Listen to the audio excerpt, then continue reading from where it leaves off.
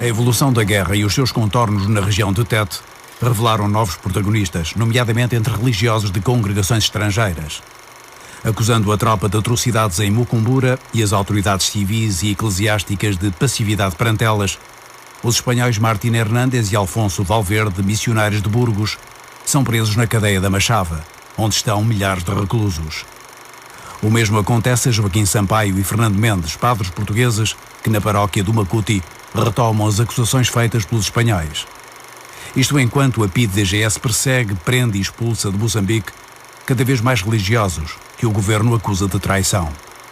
Sejam católicos de várias missões, sejam protestantes, prosseguem com crescente envolvimento exemplos de inconformismo perante a guerra, já antes manifestados não só nos territórios, mas também na metrópole, até chegarem ao palco internacional, a propósito de uma aldeia moçambicana que vai tornar-se mundialmente conhecida.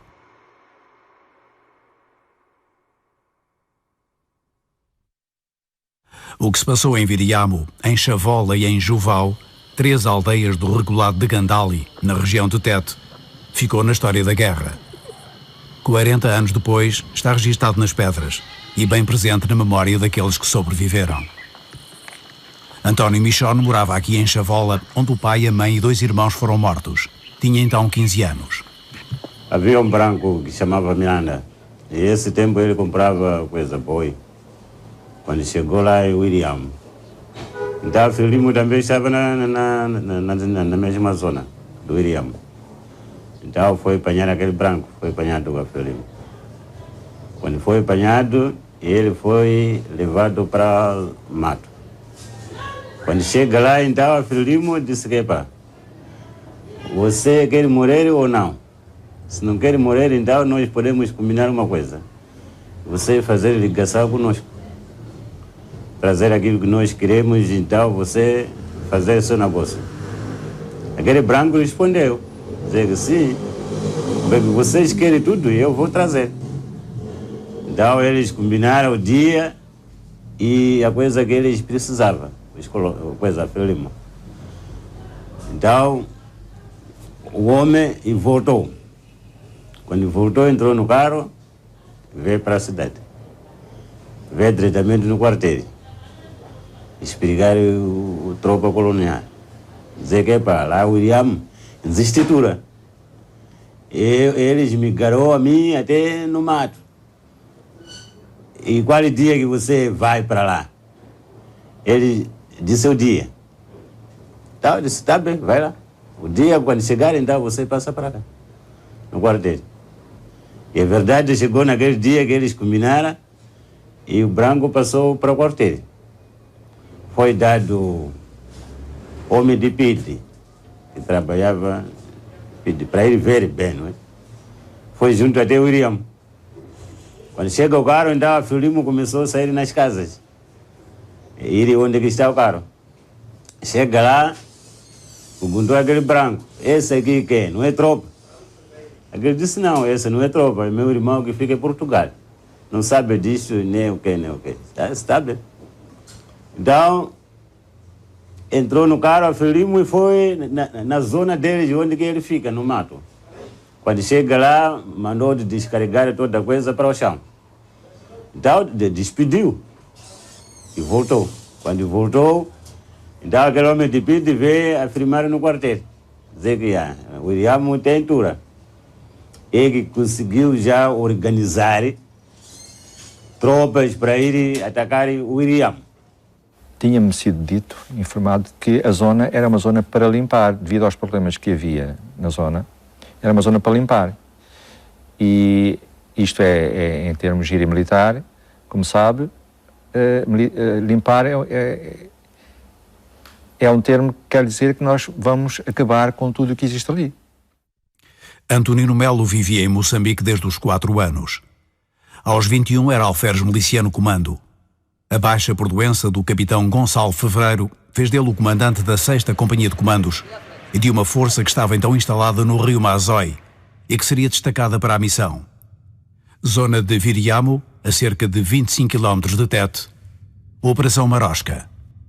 A operação do Viriamo foi uma operação que teve primeiro uma dimensão determinada, muito mais pequena, que era tentar apanhar uns grupos que atacavam as colunas de Tete para Camarabaça, que faziam sempre muitos estragos. Quando as nossas forças atravessam o rio Luenha para Manica e Sofala, atravessaram os comandos que estavam no rio Amazoe. Então, quando eles acompanharam de que passou uma força grossa para além do rio Luenha, então essa situação realmente provocou uma situação para essas unidades. Nós tínhamos 2 destacamentos para abastecimento da Manica e Sofala. Portanto, um era este, o 8º, o segundo era o 7º, que estava localizado em Xangara. Então, os 2 destacamentos operavam o inimigo naquelas faixas, mas a missão fundamental e estratégica era assegurar o abastecimento a Manica e Sofala e receber as pessoas de Manica e Sofala. A DGS, que era bastante ativa em Tete, tinha muitas informações, andavam sempre a dizer coisas, não sei o quê, e a gente, portanto, houve uma altura que se previu uma operação para tentar, porque se descobriu que o chefe guerrilheiro dessa altura tinha uma namorada nessa aldeia do Iriamo. Raimundo da Lepa, estava perto da cidade de Tete, operava naquela zona da cidade de Tete. Como a PIDE teria, enfim, teoricamente, não sei se a verdade era assim, gente infiltrada, que lhe diziam no dia em que este senhor ia lá estar, e então ia-se fazer uma operação para tentar apanhar esse grupo. Eles sentiram que realmente a população estava-lhes a fugir ao controle. Porque com o trabalho da psicossocial, etc., eles sempre andaram naquela de que as populações estavam sempre ao lado das autoridades portuguesas. Mas ali foi constatado que, efetivamente, as populações não estavam ao lado das autoridades portuguesas, estavam ao lado da causa, que era a sua própria libertação, e participaram. Então é assim que o massacre é ordenado. Uma emboscada que provocou 6 feridos, um dos quais grave, e uma tentativa de flagelação a um pequeno avião civil dos transportes aéreos de Tete. 2 episódios ocorridos nas vésperas na zona das aldeias de Viriamo terão precipitado a operação, de que se encarregou o setor F, comandado pelo Tenente-Coronel Amílcar Alves, da Zona Operacional de Tete. Havia 3 aldeias, Chauala, que se chamava uma, outra era o Iriamo, que eram aldeias pequenas, ali perto umas das outras, onde esta gente parava, porque tinha a tal namorada, e onde havia, portanto, uma população que era aderente a Frelimo e que de todo não queria ir para Tete. Pronto, e a operação seria tentar apanhar esse grupo e tentar trazer as populações todas para o aldeamento à força. Para nós, parte dessa população eram guerrilheiros. Pelo menos as informações que tínhamos é que eles estavam na zona. Nós, quando fizemos muitas operações na zona e encontrávamos muita malta nova, provavelmente guerrilheiros, no meio daquela população, com enxadas na mão. O que é certo é que no dia a seguir, ou passado 2 dias, havia emboscadas nas mesmas zonas. Dizer que as populações do Iame que apoiavam o Raimundo, o 8º destacamento chefiado pelo Raimundo. Dizer que a população do Iame que apoia a população, as forças da Frelimo que passa para Manica e Sofala. O pretexto foi isso.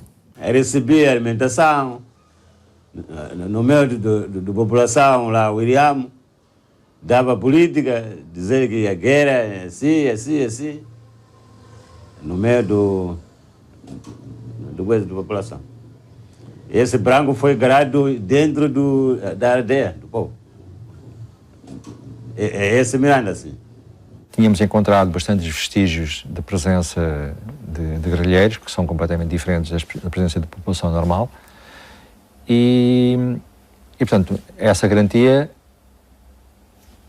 nós, além de sabermos, também nos foi dada essa informação de que havia essa presença e, portanto, iriam ser desencadeada essa operação. Primeira ação, bombardeamento da zona durante cerca de 25 minutos. Terá incidido sobre as margens do rio Zambeze para neutralizar a eventual presença de guerrilheiros e não diretamente sobre as aldeias. Onde eu passei, na aldeia, onde eu estive, atenção, quero frisar, não vi nenhum buraco de bomba, como se costuma dizer, da Força Aérea. No bombardeamento foram usados aviões Fiat G91 que descolaram do AB-7, aeródromo base, situado em Matundo. Logo depois, 5 helicópteros e um helicanhão descolam em direção à zona de Viriamo e Juval. Sob o comando do alferes Antonino Melo, soldados e furriéis, brancos e africanos, são lançados sobre as aldeias. Prevendo que nós atacamos numa determinada direção, a população foge em sentido contrário. E então, para cortar a fuga dessa população, ou dos possíveis inimigos que estivessem misturados com a população, que estariam com certeza, 2 grupos são lançados 2 dias antes, colocados estrategicamente numa área, precisamente com o objetivo de prender essas pessoas. Fui com uma coluna grande de meios, caminhonetes e tal, para trazer os pertences dessa gente que, teoricamente, deveria vir para a estrada, empurrada pelas forças dos comandos. Entramos dentro da aldeia, estabeleço um perímetro de segurança à volta daquele aglomerado de habitações que havia. Porque, como disse, nós éramos poucos, éramos grupos de 15 no máximo, numa área vasta de habitações espalhadas no meio de árvores. Portanto, são colocadas, grande parte deles, à volta. Eu fico com alguns e o Chico da PIDE começa a interrogar populações. A operação fora planeada segundo informações fornecidas por Joaquim Sabino, inspetor-chefe da DGS em Tete, que enviou agentes com a tropa, entre os quais Chico Cachavi. O Chico começou a interrogar e começou também a dar informações de que era para abater. Ora bem, nós não levamos munições para andar a desperdiçar, para depois ficarmos sem elas, porque nós temos vários dias de operação. Portanto, só havia uma solução, que foi essa que foi adotada, que foi meter as pessoas dentro das palhotas e utilizar granadas. Claro que houve população que no meio disto tudo começou a fugir e algumas pessoas foram abatidas também a tiro. Mas a grande maioria foram fechadas nas palhotas e morreram com granadas. Já ao pôr do sol, ao fim da tarde, um burburinho em Tete, na cidade, as pessoas a fugirem, as pessoas, sem saber, porque as pessoas não falavam nada. Uma fumaraça no ar vinda lá de muito longe, escura, e um cheiro a queimado. Cheiro a carne queimada. Identifico carne queimada porque nas salas de operações usamos o bisturi elétrico. Sente-se o cheiro a carne queimada, tal e qual. E o cheiro era idêntico. Igual. Igual. Mas ninguém falou nada. Eu não percebi o que é que tinha acontecido. Vi um alvoroço muito grande, o recolher obrigatório, pouca gente já na rua, anoitecer e tal. Eu ia de Sangara a Tete, não é? Então ficamos muito admirados de ver casas em chamas perto da estrada e muita gente a fugir e a correr fazendo parar o machibombo. Então começaram a entrar e a chorar e iam falando aquelas coisas que tinham acontecido, não? Que estavam a queimar as aldeias, que estavam a queimar as casas, tudo isso. Então levamos até Tete. Não é? Quando eles mataram nós, levaram a capim, começou a pôr ali e queimar. Eu estive embaixo das pessoas, morto. Nossas casas todas queimaram. Com aquele fumo, então, ele afastou um pouco, eu consegui empurrar aquelas pessoas mortas. E comecei a correr. Eu fugi, logo vem Micombo. Quando chega a Micombo, era sábado, dia 16. Vem para me carregar para o hospital.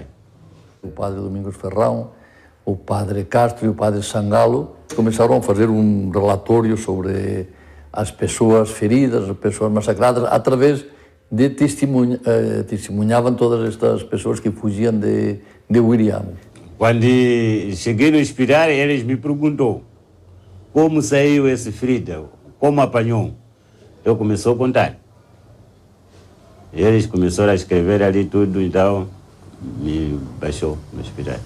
O padre Ferrão, que fala perfeitamente a língua materna dele, o padre Castro também falava muito bem, e o padre Sangalo também. Então, no hospital, em todas as partes foram redigindo tudo isso. Em 2 relatórios, os padres começam por descrever que no dia 16, os militares cercaram as povoações de Viriamo e Joval, cujas populações estavam já em pânico devido aos bombardeamentos.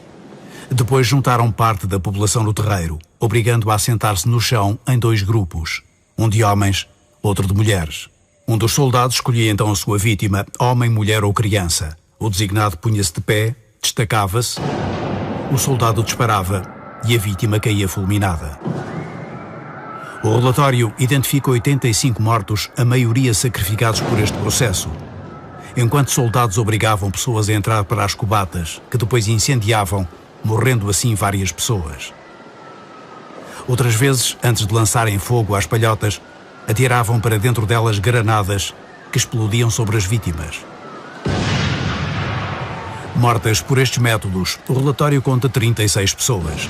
Identifica mais 14 vítimas e enumera outras massacradas de diversas formas, muitas vezes sob o aplauso de outros militares. Havia espancamentos até à morte, soldados que violavam e sacrificavam mulheres e outros que matavam crianças, agarrando-as pelas pernas e arremessando-as contra o solo ou contra as árvores. É relatado o caso de uma criança que chorava pela mãe fuzilada que um soldado matou com um forte pontapé, esfacelando-lhe a cabeça. E situações idênticas com mais crianças. A uma menina que chora, um soldado simulando um biberão mete-lhe o cano da arma pela boca, grita "chupa" e dispara. A uma mulher grávida é retirado o feto e a ambos é lançado fogo. É uma zona vasta e não podia estar em todo o sítio. Portanto, o Chico andava num lado, eu andava no outro. Acredito que possam ter existido alguns atos de terem utilizado facas, etc. Mas também não posso dizer que tenha visto isso. O relatório diz que se ouvia com frequência o agente da DGS Chico Cachavi gritar que as ordens do chefe eram que todos fossem mortos, impondo-se mesmo a um militar que sugeria levar a população para um aldeamento. Se me pergunta imagens que recordo, muitas imagens, daquela violência, são imagens impossíveis de esquecer. E recordo a imagem daquela criança que se agarrou à minha perna e que me pediu para eu não o matar. E que, na altura, no meio daquela violência toda, parei, olhei para aquela menina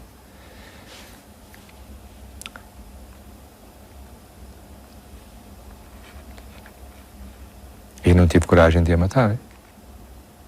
E deixei ir embora com a mãe.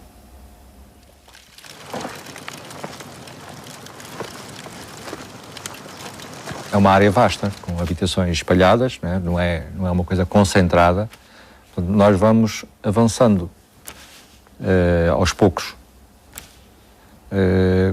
Quando chegamos ao fim, quando começa o sol a pôr-se, estamos no fim da aldeia.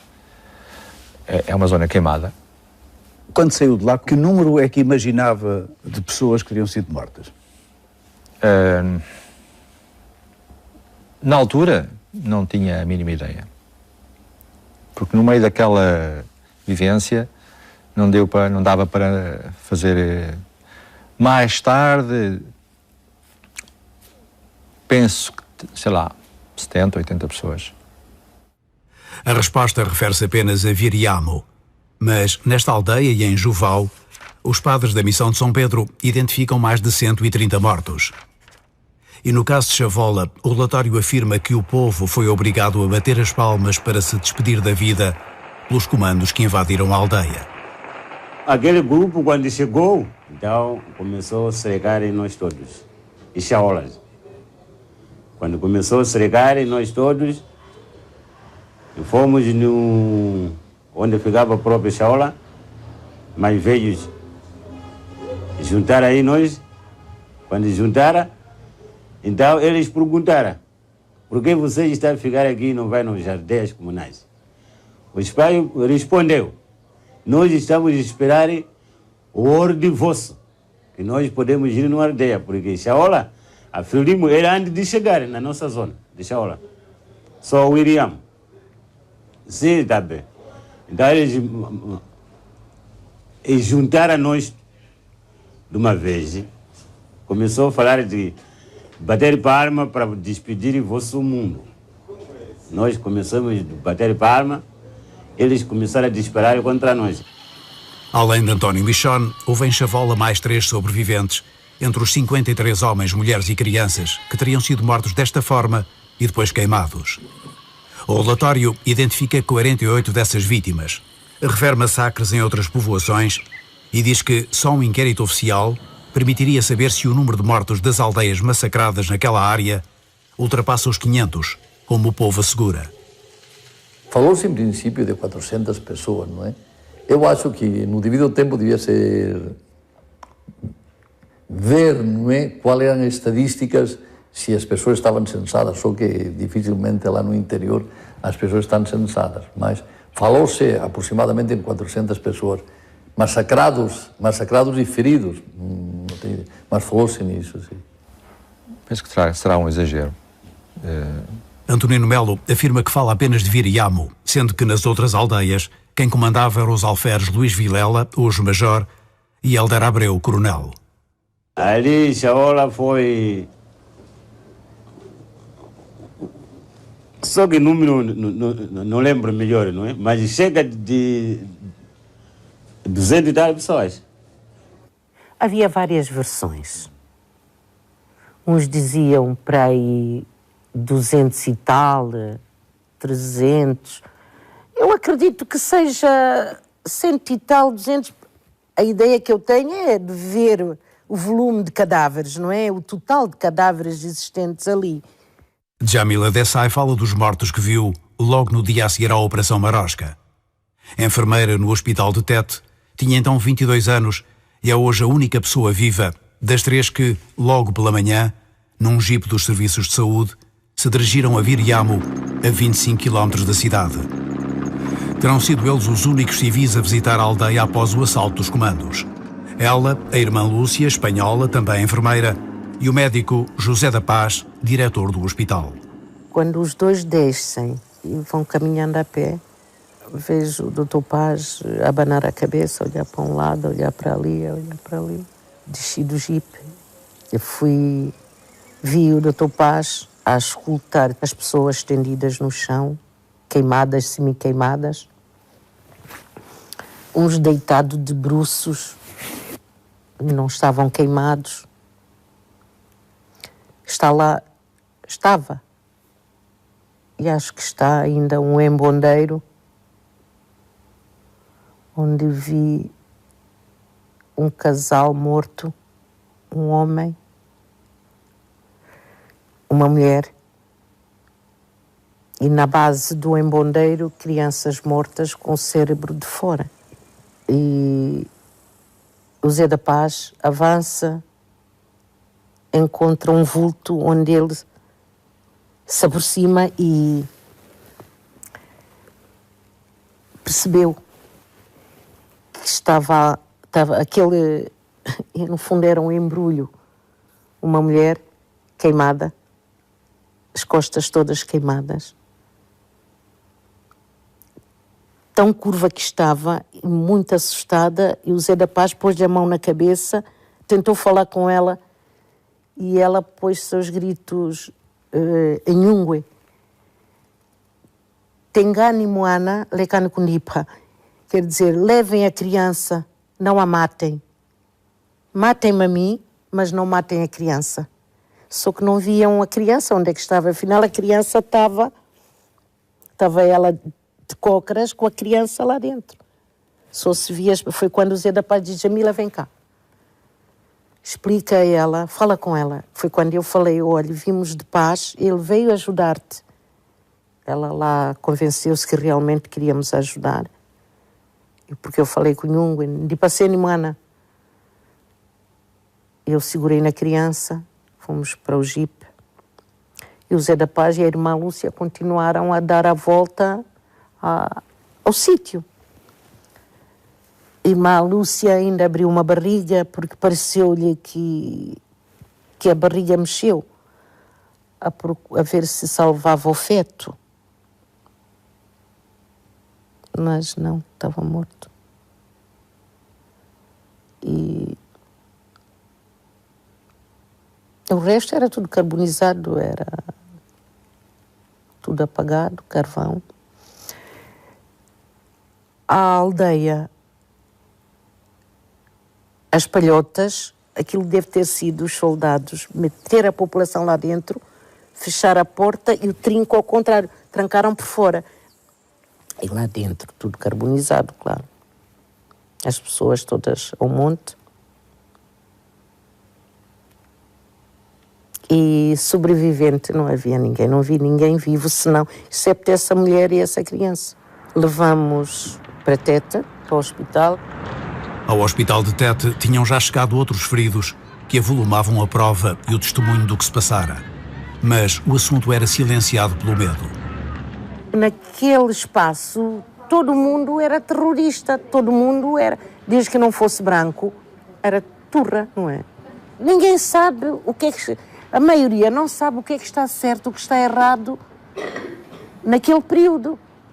Se eu trato porque sou conivente, se não trato, se deixo de tratar, estou contra a minha própria formação e moral e postura de médico e de enfermeiro.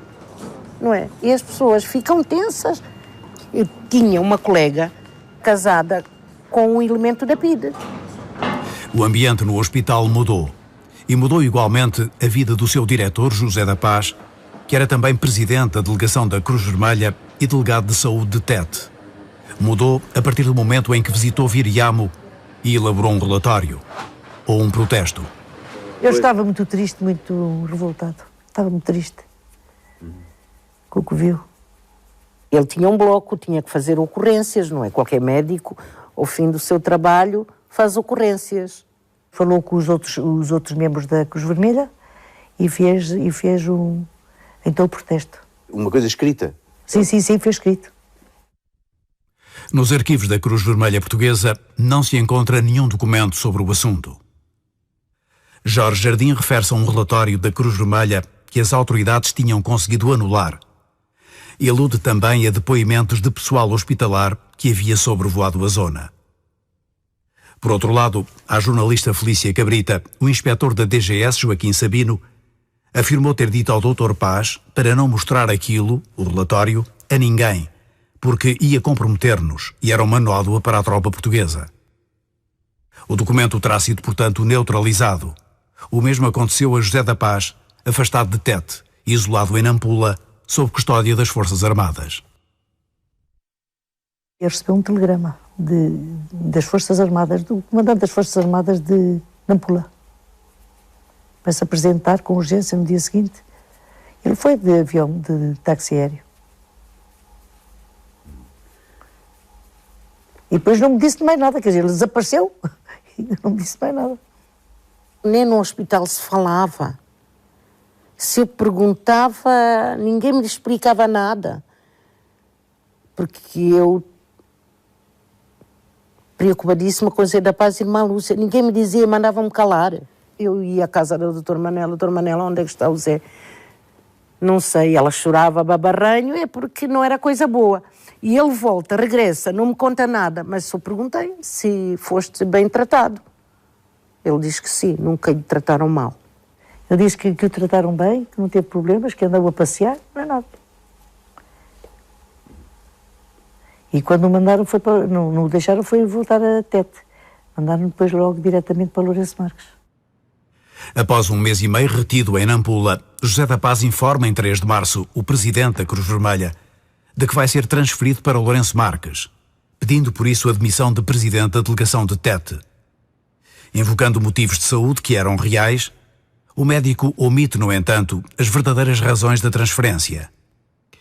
Parece fazer-lhe apenas uma discreta alusão ao dizer que aquelas funções se tornaram bastante extenuantes, desde o momento em que a violência tomou conta do distrito e se tornou num poço de preocupações. Uma violência, reforça mais adiante José da Paz, contra a qual nos sentimos impotente. Ele, em Lourenço Marques, no Subsabo, montou outro serviço médico aéreo. Só que o outro foi ao ar, não é? O TET. O Serviço Médico Aéreo, uma iniciativa única nas colónias, tinha sido uma criação de José da Paz, em Tete. Constatando a dimensão do distrito e a escassez de postos de saúde, o diretor do hospital conseguiu financiamento para um avião Piper Cherokee. Pilotando ele próprio o aparelho, José da Paz conseguia dar assistência sanitária a populações dispersas por povoações afastadas e que, de outra forma, não receberiam cuidados médicos. Aquilo era tudo muito longe. As pessoas morriam. Muitas vezes antes de chegar ao hospital. E ele conseguiu que muita gente não morresse. Naquelas aldeias que eram muito longínquas, que não tinham quase estradas. Eles faziam os campos eram aqueles... Eu cheguei a andar em Auster também com ele. Faziam aqueles campos de aterragens. Capiravam aquilo, não é? Muito bem. E o avião aterrava ali, assim aos saltos, mas aterrava. Ele já sabia o dia que o Zé da Paz chegava. Mal aterrávamos, estava a população já preparada para as consultas. Dava-se as consultas, ora, na pista de aterragem havia um embondeiro, um banquinho, um tronco, lá se fazia as consultas. E de vez em quando ia. Ia porque ia ver se havia medicamentos, o que é que faltava lá. Também às vezes ia ver o que é que faltava. E depois tomava nota e depois mandava. Quando ele ia, mandava-as. Bastava ter um elemento com varíola, era suficiente para contaminar a família toda. E morria muita criança e adultos também. Levava medicamentos, fazia, como é que chama, também fazia as vacinações. Eu acho que o Zé da Paz conseguiu erradicar a varíola. Quando um doente estava mal, levava para o hospital. Quando ele estava já bom, punha-o depois lá no sítio. E andava por sítios diferentes, quer dizer, havia uns sítios. Numa semana, ele saía 2 ou 3 vezes por semana. Saía às 5 horas da manhã. Eu cabo da saúde dele por causa disso.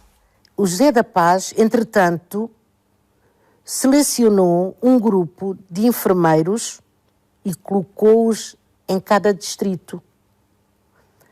E que fazia a triagem. Os tais enfermeiros, aquilo que podiam, porque a maior parte da doença ali era malária, não é? E diarreias. Os próprios enfermeiros, no fim e ao cabo, eram os médicos. E aqueles casos mais bicudos ficavam à espera do Zé da Paz, ou tinha uma pequena enfermaria em cada posto de saúde, ficavam a aguardar a transferência para Tete. Se havia enfermeiros, juntavam-se junto do enfermeiro, quer dizer, no centro de saúde. Aparecia logo aquela multidão toda, não é? Para os que estavam doentes. Se era da Frelimo ou não, a gente não sabe, a gente não percebe. Faz parte da população, ele vinha para se tratar, estava doente, porque é muito frequente a malária, paludismo, diarreias. Ele é um doente como outro qualquer. Não vinha armado, não vinha identificado. O Zé da Paz não sabia, tampouco eu. Tratávamos deles todos. Era a população. Eram iguais, eram todos iguais. E se havia sítios onde havia brancos, eles lá iam também. Quer dizer, nós não sabíamos. Via-os a todos, via a toda a gente.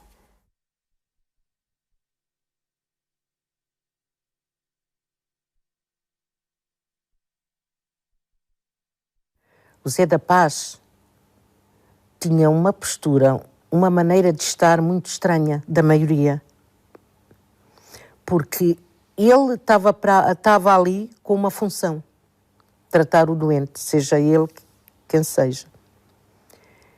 Se o chamavam para atender um guerrilheiro, suposto guerrilheiro, era tratado a mesma. E se ele estivesse muito mal, tínhamos que o trazer para o hospital, não podíamos abandoná-lo. Ele dizia: Jamil, temos que levar este doente para Tete, tem que ficar internado. Salvar a vida a um guerrilheiro da Frelimo nem sempre era possível sem o entregar à PIDE-DGS. Foi um grande problema psicológico do José da Paz. Daí, no que ele podia, os doentes que ele podia tratar no local, lá na região, nas Palhotas, onde eles estavam, nas bases, pronto. Ele conseguia tratar, mas havia situações que não tinham que vir mesmo para a cidade. Eram levados para a mesma enfermaria onde estava o exército português e às vezes a cama ao lado.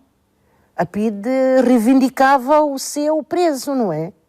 Chegava um dia, tinha que dar a alta mesmo. Não havia como adiar, porque às vezes eram mortos. Hein? Portanto, a sentença de morte o cirurgião conseguia adiar. Conseguia adiar, mas até um dia. Da Frelimo teve lá um jardineiro que o José tirou da prisão. Era o Sr. Ernesto. Os princípios humanitários e éticos de José da Paz, o anjo branco, como entre a população alguns lhe chamavam, já antes tinham afetado o seu relacionamento com as autoridades. Eu nunca notei nada. Eu só notei, foi quando o Zé resolveu, foi quando houve o Iriamu. Foi depois do Iriamu, soubemos. Toda a gente soube do Iriamu. E o Zé foi lá, não é? Foi dos primeiros civis. Foi o primeiro civil que foi lá. Foi chamado a PIDE muita vez. Sempre que houvesse uma suspeita ou uma denúncia, era chamado para conversarem. Porque é engraçado, ele também era amigo do Guerra da PIDE, que era o diretor da PIDE. Os da PIDE, nós desse tal, aquele tal, o primeiro que lá tinha estado, dávamos lá muito bem. Com o outro, demos também. Mas o outro tinha fama de muito mauzinho. Mas mesmo assim dávamos bem, o Zé conseguia tirar às vezes de lá os presos para trabalharem no hospital. Advertiam-no, chamavam-no a atenção, lá concluíam que realmente o Zé da Paz tem razão ou não. Sei que o Zé da Paz continuava a fazer o mesmo, a cuidar dos feridos, sem olhar a quem. Comigo. Aconteceu que as pessoas afastaram-se de mim, tiveram medo de mim. E eu então andava só com aquelas minhas amigas. Uma enfermeira, que por acaso já faleceu, quer dizer, com as enfermeiras lá no hospital, andava com elas. E o Zé, nem carta, nem telefone, nem nada. Não contactou comigo. A polícia neutraliza José da Paz e o seu relatório. O governo não o autoriza a ir a Portugal. Mas não será possível impedir a denúncia do caso. O bispo de Tete será a primeira figura da Igreja a saber aquilo que missionários da sua diocese relatarão mais tarde. Em janeiro de 1973, a quando do julgamento dos padres do Macuti, que tinham divulgado o caso de Mucumbura, Dom Augusto César comenta Viriamo. Tenho 400 cadáveres insepultos lá na minha diocese. E estou aqui para ter uma audiência com o Governador-Geral, para ver se me manda uma máquina para fazer uma vala para enterrar aqueles cadáveres, que aqui já não se pode estar ali. O Dom Luís Ribeiro, quando foi depor, já não era o bispo de Tete, era o tal Dom César. Mas trouxe para o julgamento a notícia, a confirmação dos massacres do Iriamo que tinham acontecido há pouco tempo, uns meses antes do julgamento. E falou abertamente dos massacres de cerca de 300 a 400 pessoas levados a cabo pelas tropas portuguesas. E isso teve um impacto muito grande. O anúncio apostólico em Lisboa pediu para falar comigo no Ministério, o que era frequente por causa dos problemas missionários. E chegou lá e foi a primeira vez que eu ouvi falar em Viriamo. Ele disse-me que tinha havido um massacre. Eu disse, olha, não sei nada, bem, vou ver. O número de mortos variou muito, mesmo nas notícias dos jornais e nas reportagens que se fizeram sobre o Iriamo. Mas finalmente, o mais recente voltou aos 400 cadáveres. E tenho a impressão que o número do bispo é que estava certinho, porque ele sabia o que estava a dizer. O número referido no relatório da operação é menor ainda. Escrito conforme o testemunho dos militares envolvidos, registra a morte de 20 colaboradores do inimigo e a destruição de 2 refúgios e de uma centena de cubatas, e nenhuma arma apreendida. Porém, logo começaram a chegar queixas ao autor do relatório. O embaixador de Tete veio ter comigo e disse assim: Sr. Major, olha aqueles comandos, acho que fizeram para ali, vieram lá ter comigo umas pessoas fugidas daquela zona e que dizem que os comandos fizeram para ali uma selvageria. E eu realmente, portanto, fiz o que era a minha obrigação, agarrei num papel formal e fiz uma mensagem para o comando do setor F a dizer que talvez seja bom a gente ver o que é que aconteceu. Foi feita uma averiguação, mas que nada esclareceu.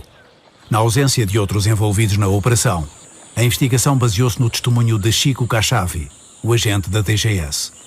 Eu disse ao Chico: o que é que vocês fizeram? Ele contou lá: Sr. Major, não fizemos nada, a gente tivemos ali um contacto, contou uma história oficial que, enfim, que eu já sabia.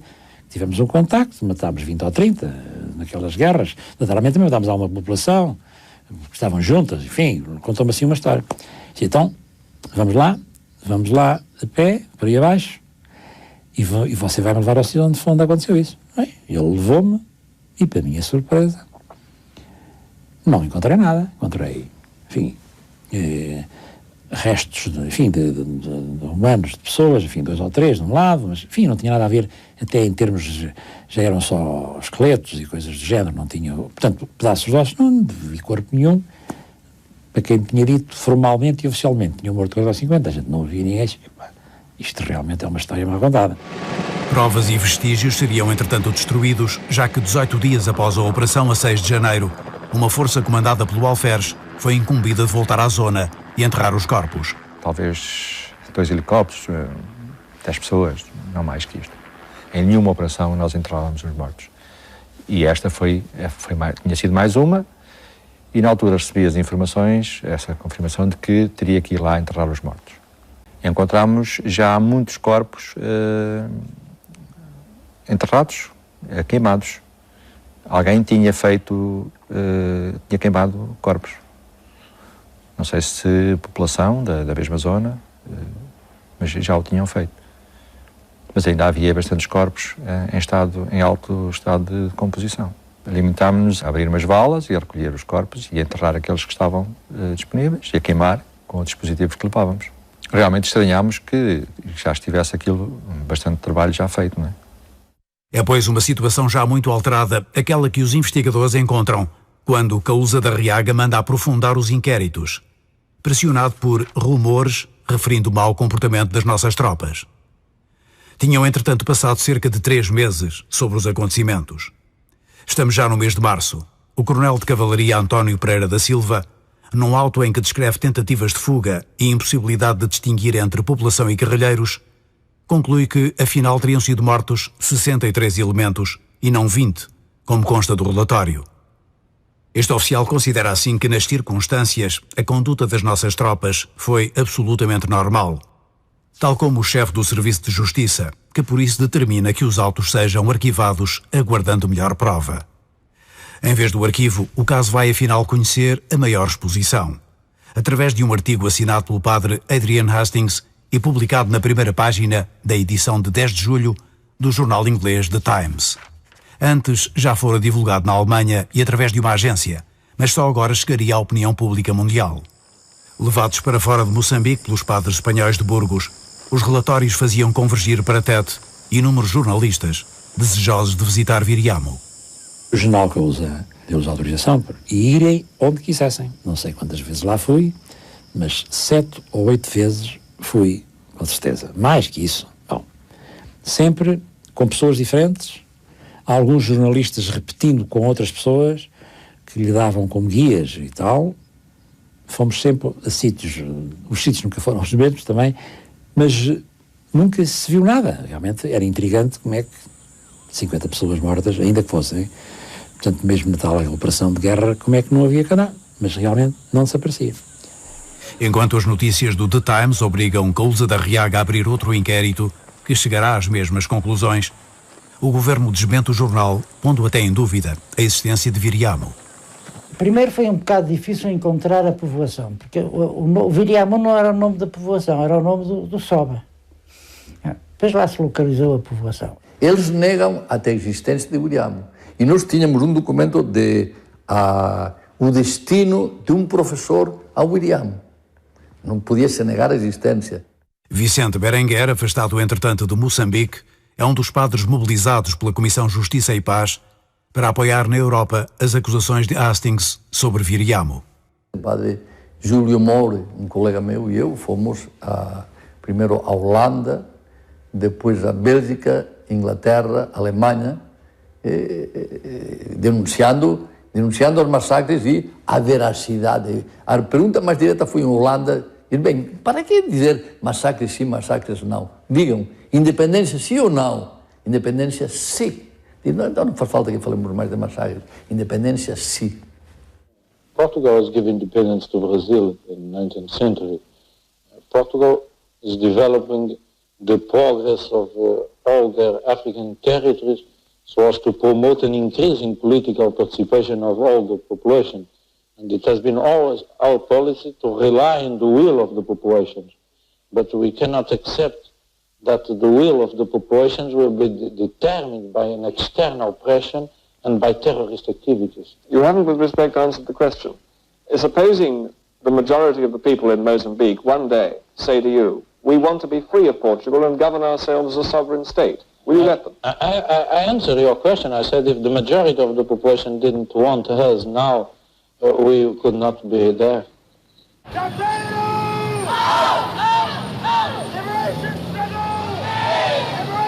A independência das colónias acaba por ser o tema que, a partir do caso Viriamo, ocupa o centro da visita a Londres de Marcelo Caetano, convidado pelo governo conservador de Edward Heath, no âmbito dos 600 anos da Aliança Luso-Britânica. O padre Adrian Hastings estava também em Inglaterra. O homem que na semana anterior tinha publicado no The Times as notícias sobre Viriamo desdobrava-se em entrevistas aos mais variados órgãos de informação que o questionavam sobre o caso.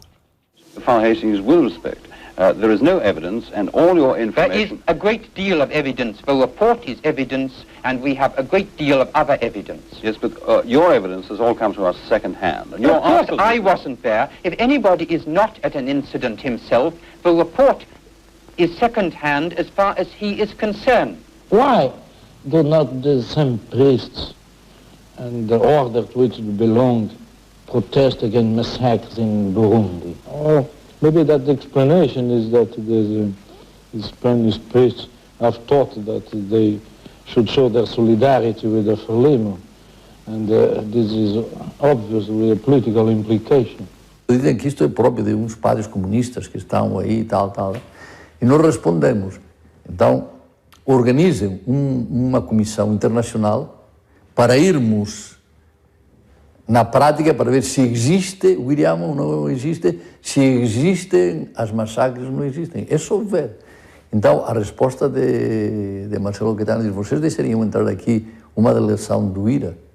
Our intention is to obtain the truth, and we are mostly concerned about the truth for ourselves. Our intention is not to explain to the external public opinion, because we don't think it's tolerable to any country to accept such interference in their own internal affairs.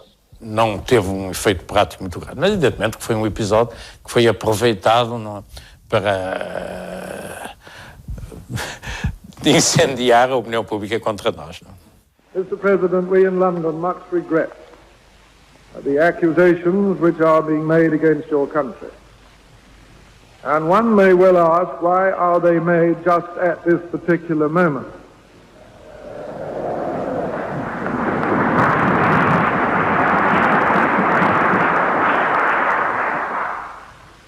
Could there be a motive behind it?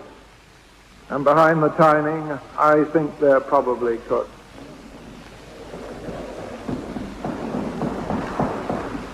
Obviously, investigations and explanations will be forthcoming.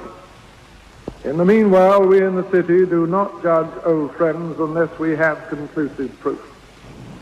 Some of us, fortunately, have heard an entirely different story from a most impeccable and reliable source, and also a quite unbiased one.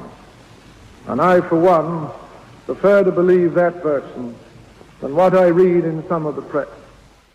Em nada afetou as nossas relações com a Inglaterra. Bom, devo dizer, o próprio Duque de Edimburgo, quando antes tinha visitado Portugal também, a certa altura ia fazer um discurso condenando a nossa... fazendo dúvidas sobre a nossa política ultramar, mas depois modificou o discurso. E durante a visita do Presidente do Conselho, todo o lado oficial da visita e os contactos foram mais extremamente positivos e em nada foram afetados por esse episódio. Today, the hardcore protesters were bolstered by some trade union support, and at its peak, the demonstration was about 700 strong. The protesters were in good voice, and their chanting reached a crescendo as Dr. Caetano's convoy of cars arrived. O desgaste internacional sofrido pelo governo em Londres terá sido maior do que se tivesse cancelado a visita, como chegou a considerar e conforme propusera o Partido Trabalhista de Harold Wilson, cuja hostilidade ao regime português era partilhada pelos oposicionistas, o caso de Mário Soares, à frente do recém-formado Partido Socialista. Após 3 dias de contestação em Inglaterra, o presidente do Conselho iria ser esperado em Lisboa por uma imensa multidão. Uma recepção organizada para ser vista dentro e fora do país como uma manifestação de desagravo. Viva Marcelo Caetano! Vivam as províncias ultramarinas! Viva Portugal independente! Nem os gritos de alguns profissionais da contestação nas ruas de Londres, nem as acusações odiosas contra as Forças Armadas Portuguesas, nem os ataques que nos foram dirigidos no Parlamento Britânico, nada disso impediu que o programa da minha visita se cumprisse integralmente e que Portugal fosse objeto, nas pessoas dos seus representantes, das mais quentes, delicadas e expressivas homenagens. Marcelo Caetano pretende diminuir o alcance dos efeitos políticos do desaire. Mas a maior prova da importância de facto atribuída pelo seu governo ao que se passar em Inglaterra será a própria manifestação preparada para o acolher. Não esperava esta manifestação, mas compreendo que o povo português